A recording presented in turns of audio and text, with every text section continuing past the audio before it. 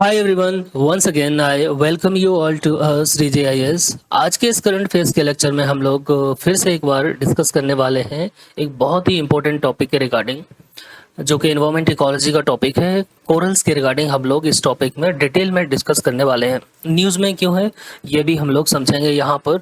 और ये जो टॉपिक है वो डेवलपमेंट वर्सेस एनवायरमेंट है ना, तो इसको लेकर ये टॉपिक है, राइट। तो इसको हम लोग चलिए डिटेल में डिस्कस करते हैं। न्यूज़ में क्यों है, सबसे पहले हम लोग समझते हैं कि इंडिया के ग्रेट निकोबार प्रोजेक्ट के लिए हजारों कोरल्स कॉलोनीज और जाइंट क्लैम को गैलेथिया बे से दूसरी जगह ट्रांसलोकेट यानी शिफ्ट किया जा रहा है। आखिर कोरल्स क्या होते हैं, इन रेन फॉरेस्ट ऑफ द सी क्यों कहा जाता है, कोरल ट्रांसप्लांटेशन कैसे होता है, और इस प्रोजेक्ट का इन्वायरमेंट और बायोडाइवर्सिटी पर क्या इम्पैक्ट पड़ेगा। आज की इस वीडियो में हम सभी कॉन्सेप्ट्स को बहुत सिंपल वे में समझने की कोशिश करेंगे। तो सबसे पहले हम बात करते हैं कि ये न्यूज़ में क्यों है। Why is coral translocation is news, right. News में इसलिए है क्योंकि great Nicobar island mega project के तहत गैलेथिया बे में एक बड़ा ट्रांसशिपमेंट पोर्ट बनाया जा रहा है। इस कंस्ट्रक्शन से वहाँ के कोरल्स रीफ्स और जाइंट क्लैम को नुकसान हो सकता है। इसीलिए जियोलॉजिकल सर्वे ऑफ इंडिया ने ये डिसाइड किया है कि इन कोरल कॉलोनीज को पहले से आइडेंटिफाई की गई जगह सेफ जगह पर शिफ्ट या ट्रांसलोकेट किया जाएगा, है ना। सिंपल सी समझते हैं, जैसे मेट्रो प्रोजेक्ट के दौरान किसी पुराने और इम्पोर्टेंट पेड़ को जड़ समेत निकालकर दूसरी जगह हटाया जाता है या शिफ्ट किया जाता है, वैसे ही कोरल्स को भी केयरफुली हटाकर सुटेबल लोकेशन पर बसाया जाता है ना। तो ये न्यूज़ में है, इसीलिए ये इम्पोर्टेंट हो जाता है। साथ में हम लोग एक चीज़ और भी यहाँ पर देखेंगे कि ये जो ग्रेट निकोबार मेगा प्रोजेक्ट है वो भारत के लिए क्यों एक स्ट्रेटेजिक इम्पोर्टेंस रखता है, ये है ना, राइट। इसका लोकेशन हमारे लिए बहुत ज़्यादा इंपॉर्टेंट है। साथ ही यहाँ पर देखेंगे कि कुछ लोगों के कंसर्न्स भी हैं, एनवायरमेंटलिस्ट जो है उनके कुछ कंसर्न्स भी हैं, है ना। तो ये सब चीज़ें भी देखेंगे। आप लोग समझते हैं कि भारत सरकार ने अभी रिसेंटली ही 81,000 करोड़ का ये जो प्रोजेक्ट है, ये मेगा प्रोजेक्ट है, यहाँ पे इसके 4 पिलर हैं, वो भी हम लोग देखेंगे यहाँ पर। तो इस प्रोजेक्ट को the great Nicobar mega project नाम से ऐसा स्टार्ट किया है, राइट। तो सबसे पहले हम बात करते हैं ग्रेट निकोबार प्रोजेक्ट है क्या एग्जैक्टली। तो ये आपकी स्क्रीन पर आप लोग देख रहे हैं, यहाँ पर 81,000 करोड़ प्रोजेक्ट वैल्यू है। इम्प्लीमेंटिंग एजेंसी है ANMI DCO, है ना। Ecological mandate high survival translocation of scheduled marine scripts, ये देखेंगे। ये भी देखेंगे साथ में हम लोग कि ये जो वाइल्ड लाइफ प्रोटेक्शन एक्ट 1972 है, उसके अंतर्गत इसको किस शेड्यूल में रखा गया है वो भी हम लोग देखेंगे, स्टेटस क्या है इसका, है ना। ये सब चीज हम लोग देखेंगे। ये न्यूज़ में बहुत पहले से है, इसको लेकर NGT का भी डायरेक्शन आया था। NGT ने भी इसको यस बोला इस प्रोजेक्ट को, तो इसीलिए हम लोग समझते हैं कि ये भारत के लिए बहुत ज़्यादा इम्पोर्टेंट प्रोजेक्ट है। यहाँ पर बात करते हैं ग्रेट निकोबार प्रोजेक्ट के रिगार्डिंग। हम लोग गवर्नमेंट ग्रेट निकोबार आइलैंड को एक इकोनॉमिक और स्ट्रेटेजिक डिफेंस हब बनाना चाहती है। इसके 4 मेजर कंपोनेंट हैं। इसके क्या है आप लोग देखेंगे कि यहाँ पर एक है integrated township and defence facilities. इसको बसाया जाएगा 149 स्क्वायर किलोमीटर में, है ना। इंटीग्रेटेड टाउनशिप, इसमें क्या होगा, residential plus defence plus tourism, ये तीनों इस तरह का स्ट्रक्चर बनाया जाएगा। यहाँ पर हम बात करेंगे ग्रेट निकोबार आइलैंड की, है ना। ग्रेट निकोबार आइलैंड का जो टोटल एरिया है ये कितना है, 910 स्क्वायर किलोमीटर। यहीं पर जो सदर्न पॉइंट है भारत का, इंदिरा पॉइंट, वो ग्रेट निकोबार पर है। अब अंडमान एंड निकोबार दोनों ही आइलैंड को, जो आइलैंड्स है हमारे, इन दोनों को जो एक डिग्री चैनल है, 10 डिग्री चैनल, वो सेपरेट करता है। यहाँ से प्रीलिम्स का क्वेश्चन भी बना था। और दूसरा यहाँ पर जो इसका एक कंपोनेंट है वो है ट्रांसशिपमेंट पोर्ट, है ना।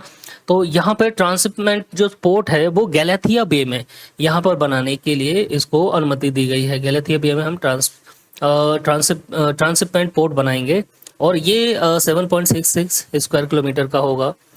तो इसका हम दूसरा जो कंपोनेंट है सिविल और मिलिट्री एयरपोर्ट, यानी दोनों ही तरह का यहाँ पर एयरपोर्ट होगा, यानी डुअल यूजेबल एयरपोर्ट है यहाँ पर। एंड फोर्थ जो इसका कंपोनेंट है गैस और सोलर प्लांट यहाँ इस्टेब्लिश करना है, क्योंकि इलेक्ट्रिसिटी की स्कैसिटी यहाँ पर देखने को मिलती है, क्योंकि mainland एरिया से बहुत दूर है, तो इसलिए यहाँ पर इलेक्ट्रिसिटी का भी होना बहुत ज़रूरी है। अब देखिए ये जो प्रोजेक्ट बनाया जाएगा, यहाँ पर आप लोग देखेंगे तो लगभग 30,000 के समथिंग 30,000 पॉपुलेशन को बसाने का ऐसा प्रोग्राम है। कॉलोनी पूरी बसाई जाएगी, यहाँ पर डिफेंस के लोग भी होंगे, है ना, सिविल के लोग भी होंगे, और ये भारत के लिए बहुत ज़्यादा स्ट्रेटेजिक इंपॉर्टेंस रखता है ये जगह। चाइना का जो 80% ट्रेड होता है स्ट्रेट ऑफ मलक्का से होकर जाता है ना, तो चाइना जैसे अपने फुटप्रिंट बढ़ा रहा है हिंदू महासागर में, उसके लिए भी भारत की जो सुरक्षा है ना, सिक्योरिटी के पर्सपेक्टिव से भी देखें तो बहुत ज़्यादा इंपॉर्टेंट प्रोजेक्ट है ये। और इस पर अमेरिका की भी नज़र है, बहुत सारे देशों की, और ये एक इम्पोर्टेंट ट्रेड रूट है, यहाँ से सी ट्रेड रूट भी गुजरता है। आप समझ सकते हैं अगर हमारे स्टेट ऑफ मलक्का पर अगर हमको चौक करना है, सपोज दैट अगर कभी इन फ्यूचर चाइना से युद्ध हुआ, तो अगर स्टेट ऑफ मलक्का को अगर हम चौक कर देते हैं तो चाइना की 80% जो है सप्लाई है वो डिसरप्ट हो जाएगी, यहाँ से ट्रेड है वो डिसरप्ट हो जाएगा पूरा का पूरा, तो हम चाइना को यहाँ से कंटेन कर सकते हैं, राइट। तो ये एक बहुत ज़्यादा इंपॉर्टेंट प्रोजेक्ट है, इसीलिए यहाँ पर मिलिट्री, आप देखें मिलिट्री बेस बनाना भारत सरकार के द्वारा, और इस तरह का जो ट्रांसमिट ये जो प्रोजेक्ट लेकर आई सरकार, ये बहुत ज़्यादा इंपॉर्टेंट हो जाता है।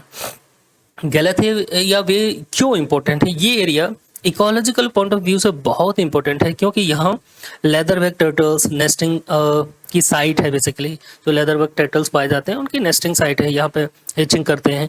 कोरल रीफ्स और जाइंट क्लैम्स पाए जाते हैं यहाँ पर। इन्हीं कोरल्स रीफ्स को यहाँ से ट्रांसलोकेट करके दूसरी जगह शिफ्ट करना है, और कई रेयर और एंडेमिक स्पीसीज भी यहाँ पर पाई जाती हैं। इसीलिए जो इकोलॉजिस्ट हैं, बहुत सारे हमारे देश के जो पॉलिटिकल पार्टीज हैं वो इसका अपोज कर रही हैं, बट मुझे लगता है ना कि जब बात देश की आती है तो कुछ चीज़ें मतलब सभी को ध्यान रखने वाली बात है ना, देश सबसे पहले है, राइट।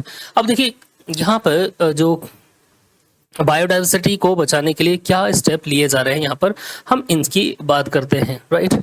ये इस मैप में आप लोग देखें, ये है गैलेथिया वे, यहाँ पर ये कॉन्फ्लिक्ट जोन गैलेथिया वे, यहाँ गैलेथिया रिवर भी है जिसके नाम पर इसको ये यहाँ पर आके ड्रेन होती है गैलेथिया वे। गैलेथिया वे ये propose site of the massive transmit, यहाँ पर जो ट्रांसपोर्ट बेसिकली शिप्स रहते हैं, है ना, जैसे माल वाहक जो शिप्स रहते हैं यहाँ पर स्टे करेंगे, डॉक करेंगे यहाँ पर। अभी भारत का बहुत सारा डिपेंडेंसी है, जैसे श्रीलंका में, श्रीलंका के पोर्ट्स पर डिपेंडेंसी है भारत की, कि हमारा जो माल आता है तो कहाँ बेसिकली हम लोग उसको डॉक करें, ये एक अपने हमें चले, तो यहाँ से हम सॉर्ट आउट कर सकते हैं। बिलियंस ऑफ डॉलर हम लोग स्पेंड करते हैं इसके लिए, तो क्यों ना एक हमारा खुद का भी स्ट्रेटेजिक इस तरह का इंफ्रास्ट्रक्चर हो, जहाँ भारत के साथ साथ में जो अन्य शिपमेंट्स हैं वो भी यहाँ पर डॉक कर सकें, अरेस्ट कर सकते हैं, भारत के साथ ट्रेड कर सकते हैं यहाँ से, तो इससे अर्निंग भी होगी। ये इसीलिए भी क्रूशियल हैबिटेट है यहाँ पर, ये जो गैलेथिया बे है, यहाँ पर देखें इंदिरा पॉइंट है यहाँ पर, है ना, तो ये बहुत ज़्यादा इम्पोर्टेंट एक जगह है, राइट। अभी यहाँ पर हम लोग बात करते हैं की टेक्सअवे की, राइट। देखिए बायोडाइवर्सिटी बचाने के लिए क्या स्टेप लिए जा रहे हैं, सबसे पहले हम बात करते हैं इन्वायरमेंटल क्लियरेंस मिलने के बाद गवर्नमेंट को बायोडाइवर्सिटी को प्रोटेक्ट करना भी ज़रूरी है, इसलिए 3 मॉनिटरिंग कमिटीज यहाँ पर बनाई जाएंगी। ये लोग हम लोग यहाँ पर बात कर चुके हैं कि यहाँ पर ZSI जो प्रपोज किया है यहाँ पर, है ना, कि यहाँ से क्या करना है, इनको शिफ्ट करना है, या फिर 4 न्यू ट्रांसलोकेशन शिफ्ट जो है आइडेंटिफाई किए हैं ZSI ने, कि यहाँ से हम क्या करेंगे कि जो निकोबार आइलैंड है, ग्रेट निकोबार आइलैंड है, कुछ जगह वहाँ पर दूसरा रन ऑफ कक्ष है, वहाँ पर ले जाके हम लोग इसको शिफ्ट कर सकते हैं इन जो कोरल्स हैं उनको, और शिफ्टिंग इनकी बहुत ज़्यादा ज़रूरी है। और इसीलिए क्या किया है सरकार ने, यहाँ पर मेनली 3 मॉनिटरिंग कमिटीज़ को इस्टेब्लिश किया है इसके अंतर्गत, है ना, वो भी हम लोग देखेंगे यहाँ पर। अब सबसे पहले देखिए प्रीलिम्स के पर्सपेक्टिव से एक चीज़ आपके लिए जानना ज़रूरी है, देखिए क्वेश्चन कैसा बनेगा यहाँ से वो भी हम लोग देखेंगे। तो अगर हमसे पूछा जाए कि ये अगर इसका लीगल जो सील्ड है, लीगल स्टेटस क्या है कोरल्स का, तो कोरल्स को वाइल्ड लाइफ प्रोटेक्शन एक्ट है 1972 का, उसके शेड्यूल 1 में रखा गया है, यानी इसको उतना ही प्रोटेक्शन प्राप्त है जितना कि टाइगर्स और एलिफेंट को, है ना। तो प्रीलिम्स में देखिए इस तरह के क्वेश्चन बनने की पॉसिबिलिटीज रहती है। कि कोरल्स को भी सेम प्रोटेक्शन प्रोवाइड किया गया है वाइल्ड लाइफ प्रोटेक्शन एक्ट के अंतर्गत या लीगल प्रोटेक्शन प्रोवाइड किया गया है भारत में, जैसा कि टाइगर को, लॉइन को, ये जो की स्पीसीज हैं, तो सेम प्रोटेक्शन प्रोवाइड किया गया है। और जब इनको सेम प्रोटेक्शन प्रोवाइड किया गया है लॉ के अंतर्गत, तो सरकार की यहाँ जिम्मेदारी बनती है, रिस्पॉन्सिबिलिटी बनती है कि इनको प्रोटेक्ट करके रखा जाए, है ना। इनका प्रोटेक्शन बहुत ज़्यादा ज़रूरी है। तो यहाँ पर देखेंगे coral reef share the absolute highest possible protection status available. They cannot simply be destroyed. They must be relocated with the extreme scientific precision. इसीलिए इनको यहाँ से रिलोकेट करना हमारे लिए बहुत ज़्यादा ज़रूरी है, क्योंकि इनको सेम लीगल प्रोटेक्शन प्रोवाइड किया गया है। अब देखिए यहाँ पर हमने बात की थी कि जो सरकार अभी प्रोजेक्ट लेकर आई है, ग्रेट निकोबार प्रोजेक्ट है, उसकी जो टोटल कॉस्ट है वो आप समझ सकते हैं इसी से, जितना 81,000 करोड़ एस्टिमेटेड कॉस्ट है इसकी। यहाँ पर 4 चीज़ें हैं, टाउनशिप बनाना है, यहाँ पर residential, commercial, logistic and defence facilities, इसके लिए 149.6 स्क्वायर किलोमीटर, लगभग 150 स्क्वायर किलोमीटर का यहाँ पर टाउनशिपमेंट पूरा बनाया जाएगा। ये गैलाथिया बे है, ये वाला है ना। यहाँ पर gas and solar based power plant establish किए जाएंगे, जिससे कि इलेक्ट्रिसिटी की सप्लाई होती रहे, है ना। दूसरा है ट्रांसशिपमेंट पोर्ट बनाया जाना है यहाँ गैलाथिया बे में, ये वाला एरिया, और यहीं से हम क्या कर रहे हैं, कोरल्स को शिफ्ट कर रहे हैं। जैसा हम लोग जानते हैं अंडमान निकोबार आइलैंड जो है, यहाँ पर कोरल्स पाए जाते हैं। भारत में 4 जगह ऐसे हैं जहाँ पे कोरल्स पाए जाते हैं। यहाँ से प्रीलिम्स का क्वेश्चन भी बना है। यहाँ पर एक एयरपोर्ट भी बनाया जाना है, यही देखिए इसी के पास में है, गैलाथिया बे के पास में है, dual use civil and military international airport, है ना। इसकी जो लंबाई चौड़ाई जो भी रहेगा, जो एस्टेब्लिशमेंट है, ये 0.445 स्क्वायर किलोमीटर है। तो ये कैम्पबेल, यहाँ पे एक और चीज़ इंपॉर्टेंट, कैंपबेल वे नेशनल पार्क यहाँ पर है ना। गैलाथिया बे नेशनल पार्क है यहाँ पर। तो ये बहुत ज़्यादा इंपॉर्टेंट प्रोजेक्ट है भारत के संदर्भ में, अगर हम लोग देखें। अब यहाँ पर 3 कमिटी जो है बेसिकली स्टैब्लिश की गई हैं यहाँ पर इसको मॉनिटर करने के लिए। अब ये इसमें है सबसे पहले बायोडाइवर्सिटी कमेटी, है ना। ये देखें, committee to oversee biodiversity related matters, यानी ये वाइल्ड लाइफ और कोरल जो कंजर्वेशन है को मॉनिटर करेगी ये कमेटी, है ना। तो ये कमेटी बहुत ज़्यादा इंपॉर्टेंट हो जाती है। इसी की कमेटी के निगरानी में बायोडाइवर्सिटी जो कमेटी बेसिकली इसी की निगरानी में ये ट्रांसलोकेशन होगा यहाँ से। Committee to oversee population related matters, pollution related basically जो मैटर्स है, एक कमेटी वो देखेगी। एक कमेटी ऐसी है जो वहाँ पर रहने वाले इनहेबिटेंट है बेसिकली, जैसे सोम्पेन और निकोबारीज जो पॉपुलेशन है ना, जो नेटिव पॉपुलेशन है, उनके वेलफेयर के लिए भी काम करेगी। तो ऐसे 3 कमिटीज यहाँ पे इस्टेब्लिश की गई हैं। देखिए यहाँ पर जो बायोडाइवर्सिटी रिलेटेड कमेटी है, उसका टास्क है कि जो वाइल्ड लाइफ कंजर्वेशन प्लान्स हैं उसमें क्या करें, उसके लिए एक्शन लेना, और जो मिटिगेट बेसिकली प्रोजेक्ट का जो इम्पैक्ट पड़ने वाला है उसके रिगार्डिंग क्या मिटिगेशन ले सकते हैं। अब यहाँ पर कई तरह की जो स्पीसीज है वो पाई जाती है। देखिए एंडेमिक निकोबार मेगापोड्स है, leatherback marine turtles, salt water crocodiles, है ना, निकोबार मकाक, ये आपको देखने को मिलेगा, रॉबर क्रैब, ये बहुत सारी स्पीसीज पाई जाती हैं। इनको हम लोग अभी नीचे देखेंगे। तो ये कमेटी आप यहाँ से देखिए, सबसे पहले है कमेटी फर्स्ट है यहाँ पे पॉल्यूशन मैटर्स को देखेगी। दूसरा है कमेटी सेकंड, ये सोम्पेन एंड निकोबार जो कम्युनिटी है, वहाँ पर रहने वाले जो नेटिव पीपल हैं उनके वेलफेयर को देखेगी। और ये थर्ड जो है कमेटी जो इम्पोर्टेंट है वो बायोडाइवर्सिटी एंड वाइल्ड लाइफ को इनके कंजर्वेशन के रिगार्डिंग यहाँ पर सजेशन देगी यहाँ पे। तो ये मैंडेट जैसे overseeing wild life conservation plan for endemic species, megapode, leatherback turtles, macaque, executing and monitoring coral translocation, यही कमेटी मेनली देखने वाली है इसको। अब यहाँ पर जो स्पीसीज हैं उनको एक बार हम लोग देखते हैं, जो इंपॉर्टेंट स्पीसीज हैं इस एरिया में आपको कौन कौन सी हैं। सबसे पहले हम बात करते हैं निकोबार मेगापोड की, है ना। निकोबार मेगापोड सिर्फ निकोबार आइलैंड्स में ही मिलता है, यानी ये यहाँ का एंडेमिक है, एंडेमिक्स टू निकोबार आइलैंड। आपको याद रखना है कि केवल और केवल ये निकोबार मेगापोड जो है ये केवल और केवल यही मिलता है, इसलिए आपको ध्यान रखना। सिर्फ इसको थर्मोमीटर वर्ड भी कहते हैं, क्योंकि ये मिट्टी की हीट का यूज करके अंडे सेकता है। तो आपको इसलिए याद रखना है, इसको कॉमन जो नेम है जो इसको थर्मोमीटर वर्ड कहते हैं, क्योंकि जैसे मैंने बताया अभी यहाँ पर कि ये क्या करता है कि मिट्टी की हीट को यूज करके अंडे सेकता है। आईयूसीएन की जो आईयूसीएन का जो स्टेटस है वो है वनरेबल, आपको याद रखना है। यानी निकोबार मेगापोड थर्मोमीटर वर्ड, ठीक है। दूसरा ये एंडेमिक है निकोबार आइलैंड का, और थर्ड है वनरेबल, ये आईयूसीएन की रेड लिस्ट में वनरेबल है। दूसरा जो स्पीसीज है यहाँ पर लेदरबैक टर्टल्स, ये आईयूसीएन रेड लिस्ट में वनरेबल है। अपेंडिक्स जो साइट्स का अपेंडिक्स 1 है वहां पर Galathea bay is one of the most crucial nesting site globally for the leatherback turtles. अब देखिए लेदरबैक टर्टल्स एक तो यहाँ पाए जाते हैं, और आपको देखना है कि भारत में और कहीं पाए जाते हैं, विश्व में कहाँ कहाँ पाए जाते हैं जनरली, तो ये भी आपको याद रखना है यहाँ पर। और आपसे ये पूछेगा कि ये वाइल्ड लाइफ प्रोटेक्शन एक्ट के अंतर्गत इनको क्या स्टेटस प्रोवाइड किया गया है, तो ये थोड़ा सा आपको यहाँ देखना पड़ेगा, राइट। तीसरा है great Nicobar serpent, world's smallest eagle है। ये जो ईगल है ग्रेट निकोबार सरपेंट ईगल, ये विश्व का सबसे छोटा ईगल है, one of the smallest eagle है, comprising fewer than 250 metres individual. यहाँ पर लगभग अभी 250 से कम मेच्योर इंडिविजुअल बचे हुए हैं, और आईयूसीएन की जो स्टेटस है वो एंडेंजर्ड इसको रखा गया है, ये आपको याद रखना है endangered. Nicobar long tailed macaque, इसकी बात करते हैं, सिर्फ निकोबार में मिलता है ये। वाइल्ड लाइफ प्रोटेक्शन एक्ट के शेड्यूल 1 में प्रोटेक्टेड है, ये बहुत ज़्यादा इंपॉर्टेंट आपको याद रखना है।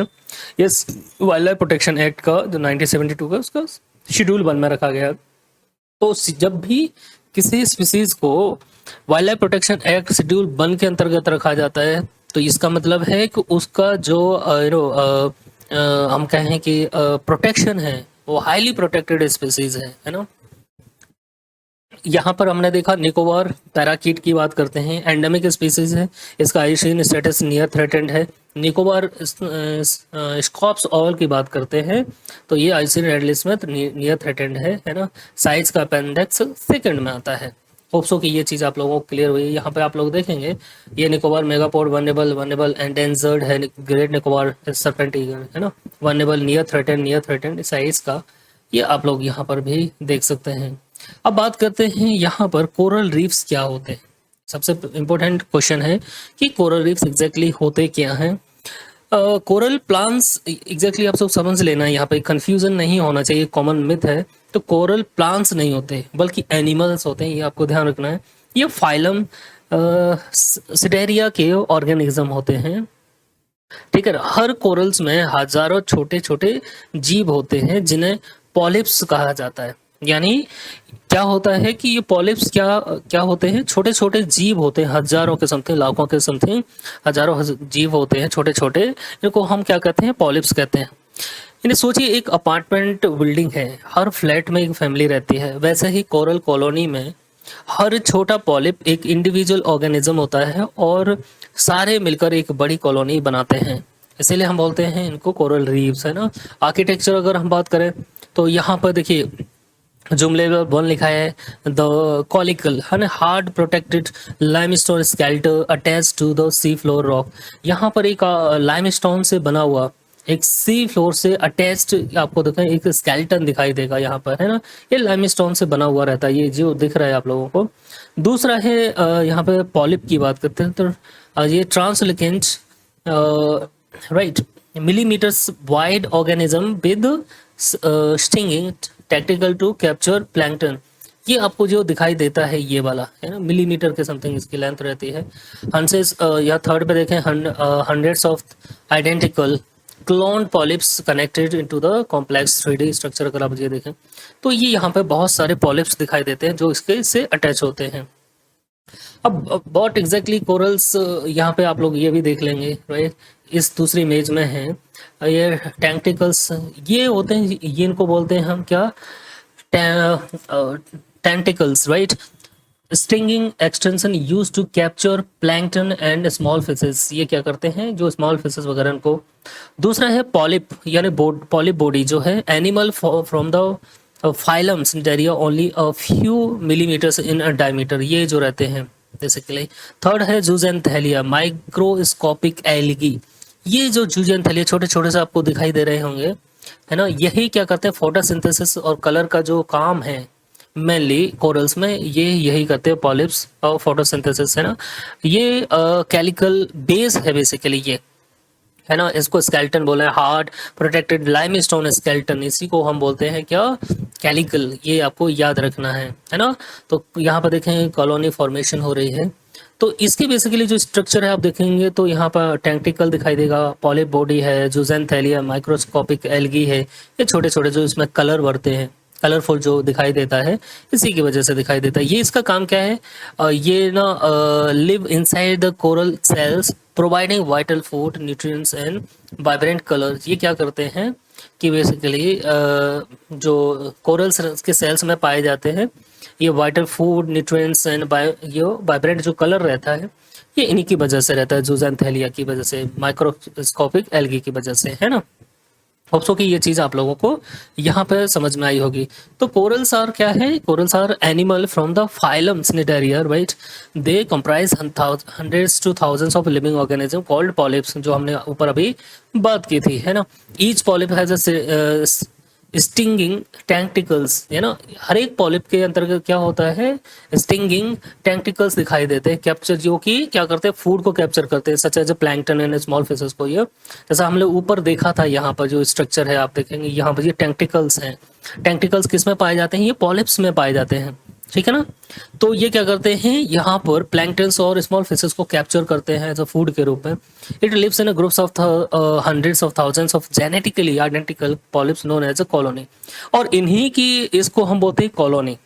जैसे मैंने एग्जांपल दिया था कि एक पूरा जैसे फ्लैट बना है बहुत बड़ा, है ना, वहाँ पे हर एक एक फैमिली रहती है, तो ऐसी कॉलोनी बनती है। वैसे ही ऐसा ही इनके कोरल्स के साथ में भी होता है। अब कोरल्स एग्जैक्टली कैसे बनती हैं, एक कोरल पॉलिप समुद्र के नीचे किसी पत्थर पर चिपक जाता है ना, स्टिक हो जाता है, फिर वो अपने जैसे और क्लोन्स बनाता रहता है। हर पॉलिप अपना लाइमस्टोन कैल्शियम कार्बोनेट का स्केलेटन बनाता है। ये आपको याद रखना है, ये जो पॉलिप क्या करते हैं कि एक लाइमस्टोन का स्केलेटन बनाते हैं, जिसको कैल्शियम कार्बोनेट से बना हुआ होता है। ये हजारों सालों में, थाउजेंड्स ऑफ इयर्स में स्केलेटन्स क्या होते हैं, जुड़ते जाते हैं और एक बड़ी कोरल रीफ बन जाती है धीरे धीरे, है ना। ये हार्ड, बिल्कुल एक एक चट्टान की तरह।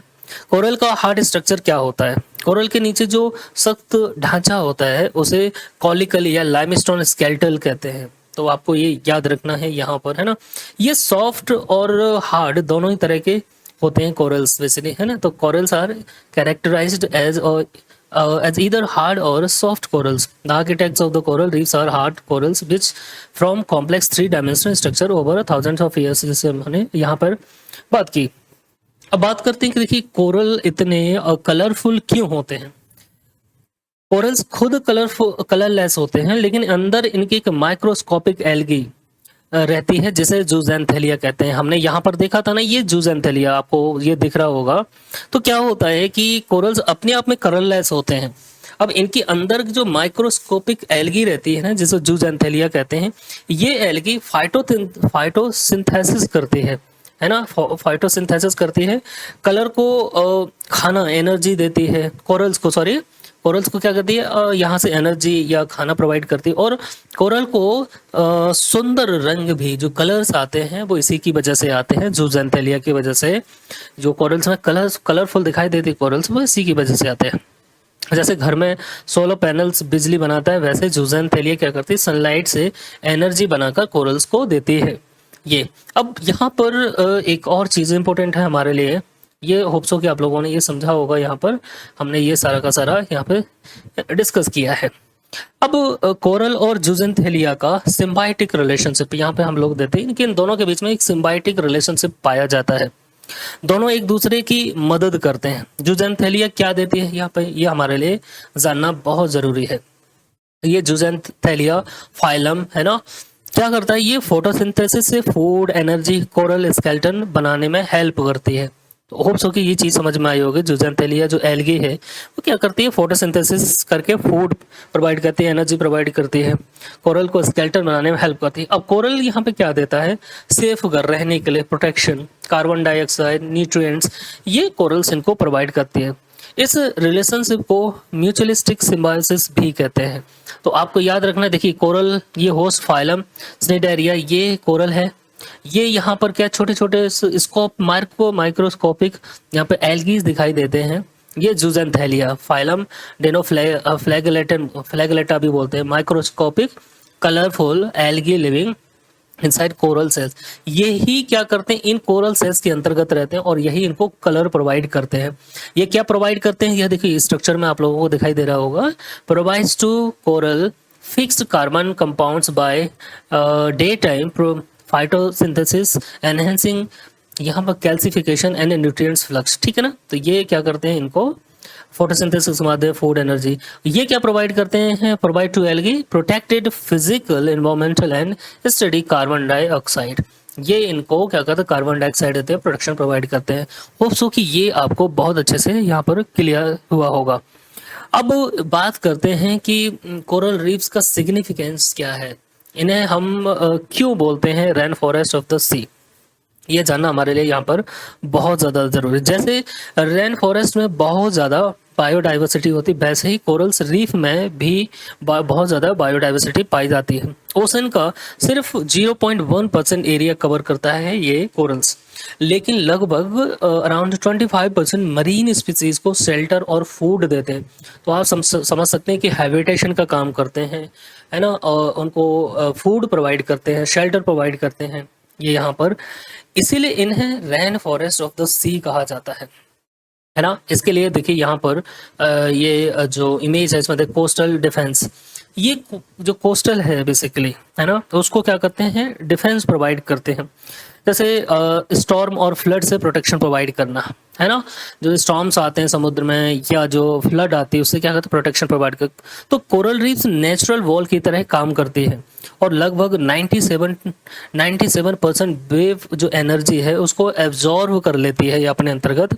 मतलब सुनामी या साइक्लोन के लहरों को इम्पैक्ट कोस्ट तक पहुंचते पहुंचते बहुत कम हो जाता है इन कोरल्स की वजह से। तो होप सो कि ये चीज़ आप लोगों को क्लियर हुआ। दूसरा है मरीन लाइफ का घर या हैबिटेशन, है ना।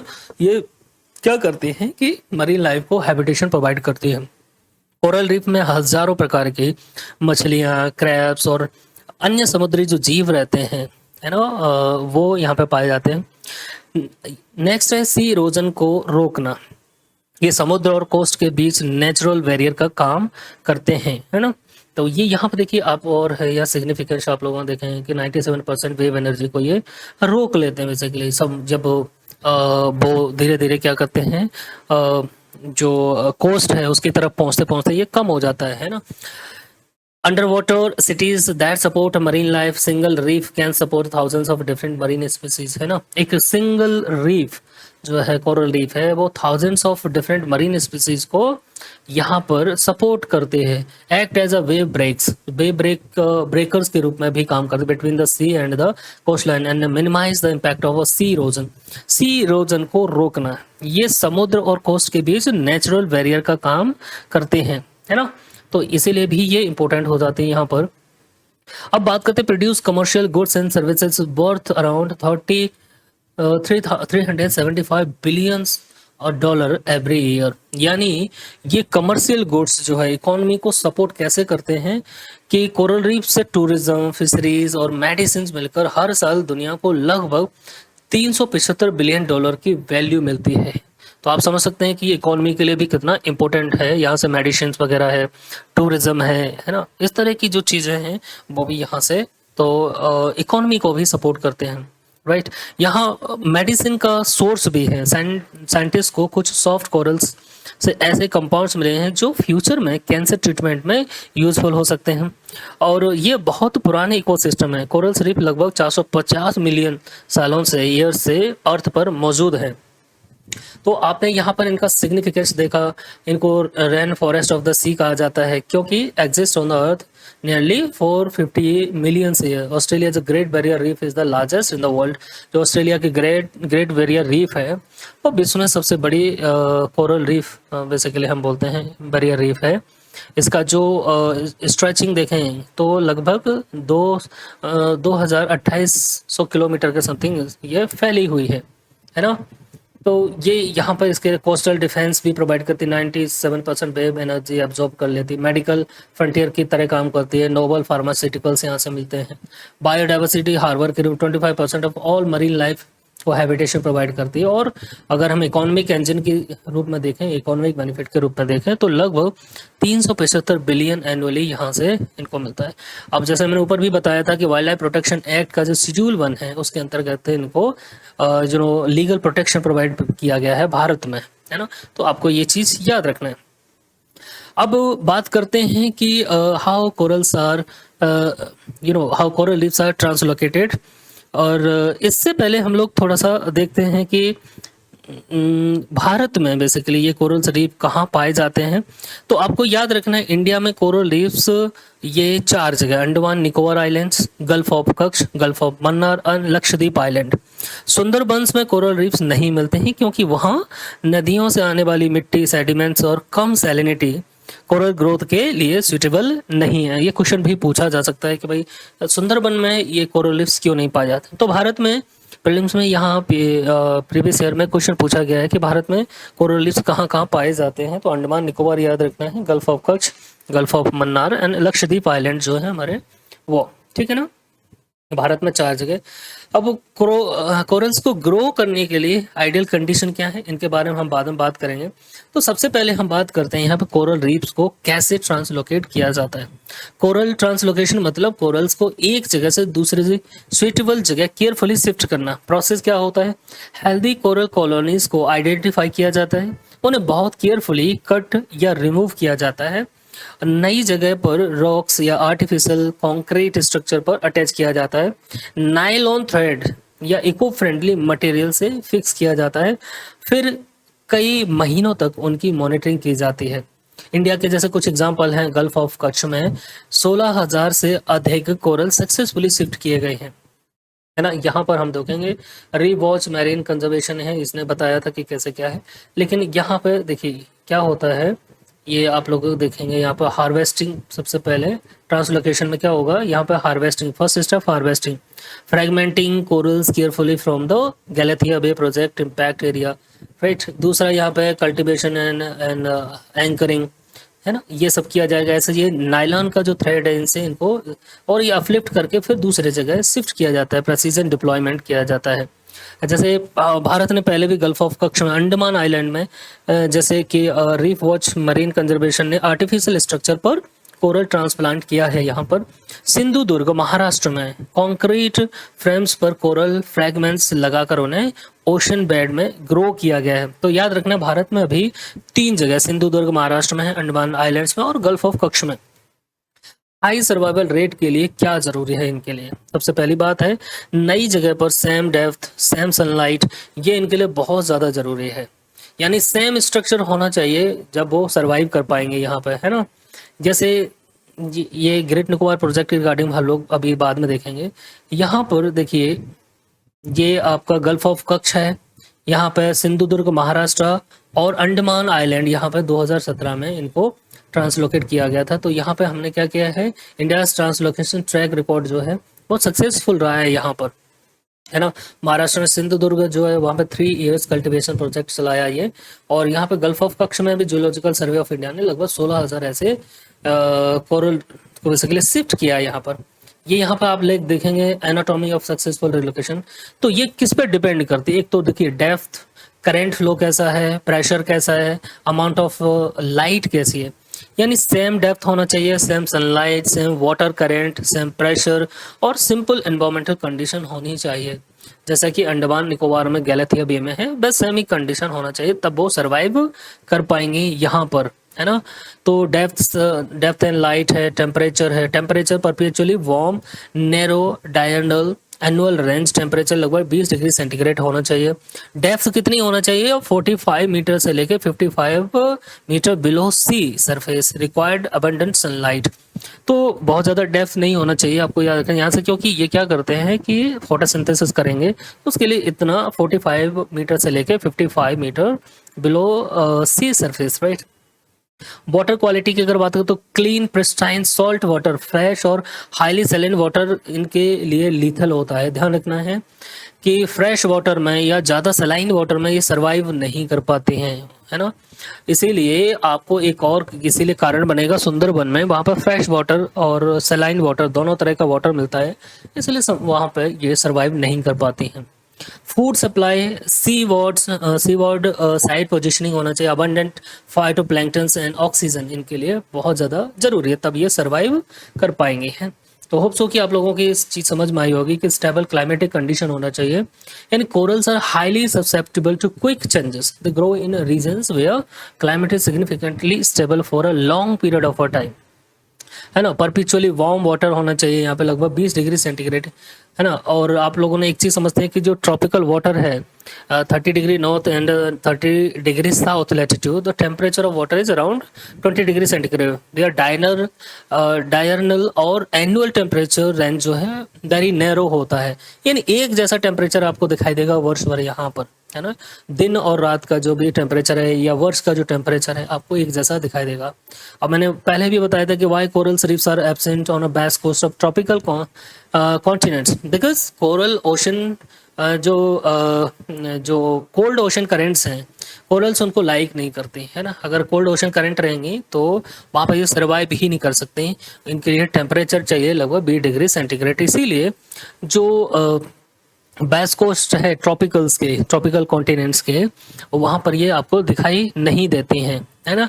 ये heat cold waters, shallow water इनके लिए बहुत ज़्यादा ज़रूरी है, 45 मीटर से 55 मीटर बिलो। यहाँ पर क्लियर सॉल्ट वाटर होना चाहिए, है ना। Clear salt water is suitable for coral growth, while both fresh water and highly saline water are harmful होता है इनके लिए। तो होप सो कि ये चीज़ आप लोगों को यहाँ पर समझ में आई होगी, है ना। ये डिस्ट्रीब्यूशन देखें अगर यहाँ पर, तो विश्व में ज़्यादातर कॉन्सेंट्रेशन आपको मिलेगा वो आपको इक्वेटर के पास में मिलेगा। ये जो एरिया है यानी ट्रॉपिक्स में ही आपको कोरल्स थ्राइविंग करते हुए दिखाई देंगे, जितने भी कोरल्स हैं। देखिए एक तो ये जो एरिया है ना, ये इस एरिया में सबसे ज़्यादा आपको कोरल्स यहाँ पर दिखाई देंगे, यानी पैसिफिक का जो वेस्टर्न कोस्ट है यहाँ पर आपको ज़्यादातर कोरल्स दिखाई देंगे। यहाँ पे पैसिफिक के ईस्ट कोस्ट पे आपको कोरल्स दिखाई नहीं देंगे। इसके पीछे कारण है यहाँ पे कोल्ड करंट का होना, और यहाँ पे कोल्ड करंट है नहीं तो एग्जैक्टली यहाँ पे थ्राइव कर पाती हैं। भारत में इसीलिए 4 जगह पर ये थ्राइव कर पाती हैं क्योंकि यहाँ पर सनलाइट प्रॉपर रहती है। तो इक्वेटर के पास का जो एरिया है यानी ट्रॉपिक्स का जो एरिया है यहाँ पर ये थ्राइव कर पाते हैं। है यहाँ पर जो रीफ डिस्ट्रीब्यूशन डायग्नोस्टिक की बात करते हैं तो हमने बायोडाइवर्सिटी डेंसिटी, है ना, ग्लोबल डिस्ट्रीब्यूशन है। Most reefs are in tropical waters, आपको याद रखना है। 1/3 of are within the territories of Australia, great Nicobar reef, है ना, ग्रेट बैरियर रीफ, सॉरी। तो ज़्यादातर जो आपको दिखाई देगी ग्रेट बैरियर रीफ, यानी विश्व की लगभग 1/3 कोरल रीफ्स जो है ऑस्ट्रेलिया में पाई जाती हैं। ये जो एरिया है फिलीपींस और ऑस्ट्रेलिया वाला, इंडोनेशिया वाला, तो विश्व की ज़्यादातर कंसंट्रेशन आपको यहीं पर दिखाई, यानी विश्व का 1/3 कोरल रीफ्स पाई जाते हैं इस एरिया में। Biodiversity density of coral reefs host far more animal phyla than tropical rain forest. जो ट्रॉपिकल रेन फॉरेस्ट है उनसे ज़्यादा कोरल रीफ्स क्या करता है, जो एनिमल फाइला है उसको होस्ट करता है। इंडिया से रीफ जोन हम लोगों ने देखा, निकोबार कच्छ, ये अंडमान निकोबार है, गल्फ ऑफ कच्छ है, गल्फ ऑफ मन्नार है, यहाँ पर आप लोगों को दिखाई देगा, है ना। डायग्नोस्टिक एक्सेप्शन है सुंदरबन में ये नहीं दिखाई देते, ये हम लोगों ने यहाँ पर देखा।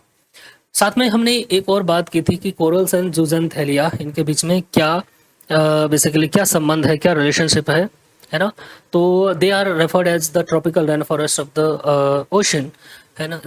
Skeleton corals build skeleton of the calcium carbonate. ये आपको पता ही है, ऑलरेडी हम लोग डिस्कस कर चुके हैं कि कैल्शियम कार्बोनेट से इनका जो स्केल्टन बना होता है वो कैल्शियम कार्बोनेट से बना होता है ना। यहाँ corals come under the phylum Cnidaria and they receive their nutrient and energy resources through 2 ways. 2 माध्यम से बेसिकली अपना ये एनर्जी और रिसोर्सेज प्राप्त करते हैं। दे यूज ट्रेडिशनल Cnidaria और strategy of capturing the planktonic organism with the tentacles all about phylum Cnidaria is giving, है ना। ये एनसीईआरटी में दिया हुआ है ऑलरेडी, तो उसके बारे में हम लोग इसके बारे में बात कर चुके हैं। ये सारी की सारी चीज़ें हम लोग यहाँ पे डिस्कस कर चुके हैं। अब बात करते हैं कोरल ब्लीचिंग के regarding. One of the most important concept यहाँ पर कि कोरल ब्लीचिंग क्या है ये समझ। कोरल ब्लीचिंग का मतलब है कोरल का सफ़ेद वाइट पड़ जाना। जैसे ये है कलरफुल, हेल्दी इकोसिस्टम स्टेज 1 में, है ना। यहाँ पर स्ट्रेस्ड रिस्पॉन्स, यहाँ पे क्या होता है जो कोरल है वो स्ट्रेस दिखाई देती है। और ये थर्ड है यहाँ पर ब्लीच्ड स्टार्वेशन, यानी यहाँ से जो जूजेंथेलिया है कोरल से अलग हो जाती है, क्योंकि जूजेंथेलिया जो माइक्रोस्कोपिक एल्गीज है वो क्या होती हैं, इनसे दूर हट जाती हैं। दूर होते ही क्या करेंगे, ये वाइट पड़ जाती है, कलरलेस हो जाती है। यानी जब कोरल स्ट्रेस में आते हैं तो अपने अंदर रहने वाली जूजेंथेलिया एल्गी को बाहर निकाल देते हैं, क्योंकि कलर एल्गी की वजह से होता है और एल्गी के निकलते ही कलर वाइट दिखने लगता है। जैसे मोबाइल की बैटरी निकाल दो तो मोबाइल काम करना बंद कर देता है, वैसे ही एल्गीज के बिना कोरल्स को के पास एनर्जी नहीं होती है और यही फोटोसिंथेसिस करते हैं। इसलिए आप लोगों को दिखाई देगा यहाँ पे symbiosis, intact vibrant colours, high density of zooxanthellae, ये आप लोगों को तो है ना। रिकवरी क्या है, if stress decreases quickly algae जो है रिकॉलोनाइज विद इन अ वीक। अगर इनको स्ट्रेस कम हो जाए, स्ट्रेस कैसे हो सकता है, पॉल्यूशन की वजह से हो सकता है, उसके डिफरेंट डिफरेंट कारणस हैं, वो हम लोग देखेंगे यहाँ पर बाद में। मोर्टेलिटी पाथवे है, if stress is prolonged the coral host starves and dies. अगर ये जो स्ट्रेस बहुत लॉन्ग समय तक रहेगा तो क्या होता है, कोरली फिर मरना चालू हो जाते हैं, ये है ना, स्टार्व हो जाएंगे, डाइज हो जाते हैं। यहाँ पे देखिए coral losses 60 to 90% of zooxanthellae, transparent tissues reveals the stark white calcium and carbonate skeletal. जैसे जूजेंथेलिया इनसे बाहर निकल जाते हैं तो क्या होगा कि ये वाइट हो जाती है। तो 60% से लेकर 90% जो जूजेंथेलिया है इनके बाहर निकल जाने से ये वाइट दिखाई देने देते हैं ना, राइट। तो ये आप लोगों को यहाँ देखना है, ये कि एक और यहाँ पिक्चर है ये, राइट। होप्सो की ये चीज आप लोगों को यहाँ पर क्लियर हुई होगी। अब कोरल ब्लीचिंग क्यों होती है, इसके पीछे क्या कारण है। तो सबसे पहले बात करें ह्यूमन या एंथ्रोपोजेनिक जो रीजंस हैं, ह्यूमन मेड जो रीजंस हैं, इसमें क्लाइमेट चेंज है। थोड़ा सा भी अगर टेम्परेचर बढ़ जाएगा तो ये बर्दाश्त नहीं कर पाते टेम्परेचर को, थोड़ा सा बढ़ा हुआ टेम्परेचर। ओशन वार्मिंग है, पॉल्यूशन है, ओवर फिशिंग है, ऑयल स्पिल्स है, केमिकल कंटेमिनेशन है, ये मेनली इनके पीछे रीजंस हैं, है ना। और नेचुरल रीजंस में अगर हम बात करें तो साइक्लोन्स हैं, फ्लड्स हैं, एल्निनो इवेंट्स हैं, एक्सट्रीम लो या हाई टेम्परेचर, डिसीज आउटब्रेक है, ये इनके पीछे के कारण हैं। तो याद रखना नेचुरल और मैनमेड इनके पीछे रीजन है ना। एनसो के बारे में बताया था मैंने, एल्निनो के बारे में। जब भी एल्निनो ईयर रहेगा तो यहाँ पर इनके लिए प्रॉब्लमेटिक होता है। नेचुरल डिस्टर्बेंस क्या है, टेम्परेचर एक्सट्रीम एंड एनसो, ये नेचुरल बेसिकली कारण है। अलिनो हीटिंग और सीजनल कोल्ड एयर आउटब्रेक, इसकी वजह से भी प्रॉब्लम होती है। सब एरियल एक्सपोजर है, एक्सट्रीम लो टाइड और tectonic uplift exposing reef to atmosphere and यूबीज।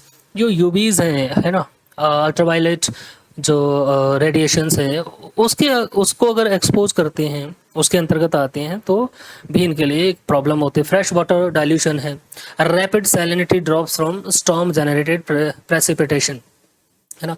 Salinity एक तरफ से गिरना चालू हो जाती है। अगर सैलिनिटी घट जाती है जो कि प्रेसिपिटेशन की वजह से है, बारिश की वजह से है, तेज बारिश की वजह से, लगातार बारिश की वजह से सैलिनिटी ड्रॉप होगी तो क्या होगा, वहाँ पे फ्रेश वाटर होगा और फ्रेश वाटर में ही सर्वाइव नहीं कर पाते हैं। एपिजोटिक हमने बात की कि पैथोजीन इंड्यूस्ड पैची और whole economy death distinct from the thermal bleaching, है ना। तो बीमारी की वजह से जो डिसीजेस हैं और डिसीज आउटब्रेक की वजह से, यहाँ पे एंथ्रोपोजेनिक रीजन हमने बताया, ओशन एसिडिफिकेशन है, जेनोवाइटिक्स है, over exploitation and run of है, तो पॉल्यूशन की वजह से भी है। यहाँ पे देखिए, यहाँ पे लिखा है टेम्परेचर की वजह से, है ना। सब एरियल एक्सपोजर है, राइट। फ्रेश वाटर न्यूट्रिएंट्स हैं, फ्रेश वाटर डाइल्यूशन है, और जेनोवाइटिक्स है, एपिजोटिक्स, ये मैन मेड और जो नेचुरल रीजन है, इनकी वजह से ब्लीचिंग होती है, इसकी वजह से, है ना। ये होप्स हो कि आप लोगों को यहाँ पर समझ में आई होगी। अब यहाँ पर टेम्परेचर का कोरल ब्लीचिंग में क्या रोल है, ये सिंपल सा समझते हैं।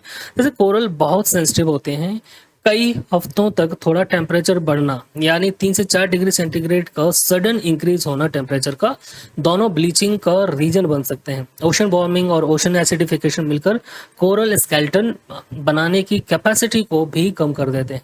फ्रेश वाटर और पॉल्यूशन का क्या इम्पैक्ट है, हैवी रेनफॉल से फ्रेश वाटर मिलने पर सैलिनिटी कम हो जाती है, कॉपर, हर्बिसाइड्स और ऑयल पोल्यूशन भी ब्लीचिंग करा सकते हैं। ज़्यादा न्यूट्रिएंट्स और यूट्रोफिकेशन से कोरल वीक हो जाते हैं और डिसीज बढ़ जाती हैं। अगर ब्लीचिंग लंबी चले तो क्या होता है, अगर स्ट्रेस जल्दी खत्म हो जाए तो कुछ हफ्तों में या महीनों में एल्गी वापस आ सकते हैं और कोरल रिकवर कर सकते हैं। लेकिन अगर स्ट्रेस कंटिन्यूस रहे, जो ज़ैंथेलिया वापस नहीं आते, कोरल को फूड नहीं मिलता और आखिरकार कोरल्स क्या होते हैं, डाई हो जाती है, मर जाते हैं। तो ग्लोबल कोरल ब्लीचिंग के बारे में अगर हम बात करते हैं, है ना, shifting baseline, the rise of mass thermal bleaching, है ना। तो देखिए यहाँ पर पहली मेजर ग्लोबल जो ब्लीचिंग इवेंट हुआ है वो होता है 1980s में, है ना, 1998 में ऑलमोस्ट, ठीक है।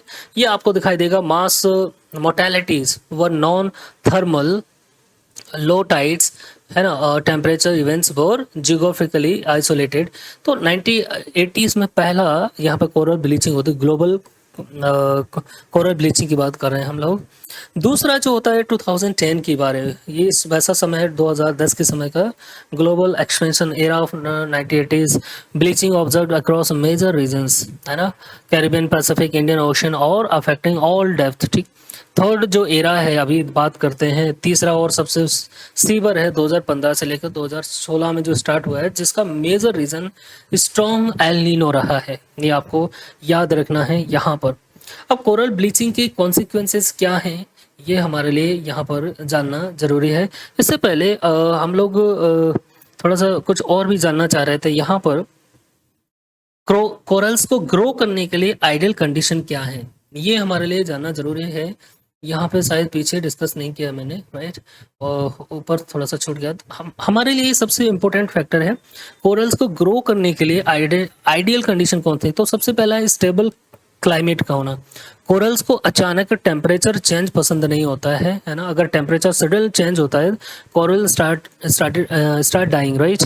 दूसरा है वार्म वाटर। ये ट्रॉपिकल रीजन में 30 डिग्री नॉर्थ से 30 डिग्री साउथ में अच्छे से ग्रो करते हैं। आइडियल टेम्परेचर लगभग 20 से 30 डिग्री सेंटीग्रेड होता है। West coast of a tropical continent पर कोरल्स क्यों नहीं होते, इसके कारण है क्योंकि वहाँ कोल्ड ओशन करंट्स आते हैं और कोरल्स को ठंडा पानी पसंद नहीं होता है, इसीलिए। शैलो वाटर कैसा होना चाहिए, 45 डिग्री से 55 डिग्री नहीं, सॉरी, 45 से लेकर 55 मीटर की डेप्थ तक सनलाइट पहुंचती हो, जो फाइटोसिंथेसिस के लिए जरूरी है। क्लीन और सॉल्टी वाटर, फ्रेश वाटर या बहुत ज़्यादा सॉल्टी वाटर दोनों ही हार्मफुल हैं, है ना। तो एक क्लियर कट क्या होना, सॉल्ट वाटर होना चाहिए। पॉल्यूशन फ्री एनवायरनमेंट होना चाहिए। थोड़ा सा पॉल्यूशन भी कोरल्स को नुकसान पहुंचा सकता है। तो होप सो कि ये चीज़ आप लोगों को यहाँ पर समझ में आई होगी, है ना। कोरल ब्लीचिंग क्या होती है वो हमने समझा यहाँ पे। टेम्परेचर का कोरल्स ब्लीचिंग में क्या रोल है, फ्रेश वाटर का, पॉल्यूशन का, ये सब सारी चीज़ें हम लोग देखी। कोरल्स ब्लीचिंग के कॉन्सिक्वेंसेस क्या हैं, ये हमारे लिए अब जानना जरूरी है।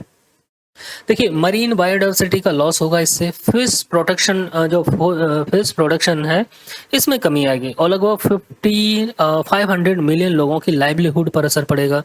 Coral dominated reef algae dominated reef में बदल सकते हैं। टूरिज्म और कोस्टल प्रोटेक्शन दोनों को नुकसान होता है। तो जो बेसिकली ये जो फ़ायदा पहुंचाते हैं, जो सिग्निफिकेंस है, वही रिवर्स हो जाएगा अगर हम ग्लोबल जो कोरल ब्लीचिंग होगी तो, है ना, इसके कॉन्सिक्वेंसेस के रूप में। होप सो कि ये चीज़ आप लोगों को यहाँ पर समझ में आई होगी। अब देखिए यहाँ पर आपको एक इमेज दिखा रहा हूँ मैं आपको कि कोरल डोमिनेटेड रीफ, देखिए कितना कलरफुल है, यहाँ पे डिफरेंट स्पीसीज दिखाई दे रही हैं। और ये है एल्गी डोमिनेटेड रीफ, यहाँ पर बिल्कुल ब्लैक पड़ा हुआ है ये सब चीज़ें। तो होप सो कि आप लोगों को ये चीज़ समझ में आएगी कि कोरल्स कितनी इंपॉर्टेंट है हमारे लिए। अब देखिए यहाँ पर क्वेश्चन आया है 2018 में क्वेश्चन है। Consider the following statements, most of the world's coral reefs are in a tropical waters. तो ये तो बिल्कुल सही स्टेटमेंट है कि जितनी भी वर्ल्ड की ज़्यादातर जो कोरल्स हैं, कोरल रीफ्स हैं, वो पाई जाती हैं ट्रॉपिकल वाटर्स में। उसके पीछे मैंने बताया कि रीजन क्या है, वाटर का होना वहाँ पर, है ना, टेम्परेचर का होना। More than 1/3 of the world's coral reefs are located in the territories of Australia, Indonesia and Philippines। तो कितना फैक्चुअल क्वेश्चन पूछा है उसने। हम लोगों ने ये डिस्कस भी किया था कि वर्ल्ड की लगभग 1/3 जो कोरल रीफ्स हैं वो कहाँ पाई जाती हैं, जो वेस्टर्न पैसिफिक रीजन है यानी ऑस्ट्रेलिया, इंडोनेशिया और फिलीपींस में। तो दूसरा स्टेटमेंट भी से coral reefs host far more number of animal phyla than those hosted by the tropical. बिल्कुल थर्ड स्टेटमेंट, यानी तीनों के तीनों स्टेटमेंट यहाँ पर सही हैं, राइट। यानी आपको देखेंगे 1 and 2 only, 3 only, 1 and 3 only, 1 and 3 only, तो तीनों स्टेटमेंट बिल्कुल इसके सही है, करेक्ट है। अब देखिए which of the following have a coral reefs, ये 2014 का क्वेश्चन है। Andaman Nicobar island, gulf of Kutch, gulf of Mannar और सुंदरबन। सुंदरबन को हमने बात की थी कि यहाँ पर सुंदरबन में क्यों नहीं हो सकते, उसके पीछे रीजन है फ्रेश वाटर और सलाइन वाटर का मिलना, वहाँ पर मड सिल्ट का बनना, और ये एक थ्राइविंग कंडीशन नहीं होती है कोरल रीफ्स के लिए, इसीलिए सुंदरबन में। तो ये तीन, इसको एलिमिनेट कर देता हूँ, ये बाकी 1 2 3 में दोनों तीनों में पाई जाती है। तो आंसर इसका क्या होगा, 1 2 and 3 ओनली, है ना। होप सो कि ये चीजें आप लोगों को यहाँ पर क्लियर हुई होगी, राइट। तो अब यहाँ पे हमने देखा कि भाई क्या है, कोरल्स आर एनिमल्स नहीं, ये क्या होता है, प्लांट्स नहीं होते, एनिमल्स होते हैं। कोरल फाइलम, सिनेडेरिया, इन सब चीज़ों के बारे में हम लोग बात की थी यहाँ पर। ये टॉपिक हमने डिटेल में यहाँ पर डिस्कस किया। तो दोस्तों आज हमने समझा कि कोरल रीफ्स सिर्फ खूबसूरत या ब्यूटीफुल अंडर वाटर स्ट्रक्चर नहीं, बल्कि पूरे मरीन इकोसिस्टम का फाउंडेशन होते हैं। ये समुद्र यानी सी के रेन फॉरेस्ट हैं जो लाखों जीवों को घर देते हैं, हैबिटेशन प्रोवाइड करते हैं, कोस्ट को स्टॉर्म से बचाते हैं और इकोनॉमी को सपोर्ट करते हैं। ग्रेट निकोबार प्रोजेक्ट जैसे बड़े इंफ्रास्ट्रक्चर प्रोजेक्ट के साथ डेवलपमेंट और एनवायरनमेंट के बीच बैलेंस बनाना बहुत जरूरी है। इसीलिए कोरल ट्रांसलोकेशन जैसे बायोडाइवर्सिटी मिटिगेशन मेजर्स के लिए जो मेजर्स लिए जा रहे हैं वो जरूरी भी हैं। अगर आपको ये एक्सप्लेनेशन यूजफुल लगी हो तो वीडियो को लाइक, शेयर और चैनल को सब्सक्राइब करिए, जरूर करिए। मिलते हैं अगले इन्फॉर्मेटिव सेशन में, वीडियो में। जय हिंद, जय Bharat, thank you for watching.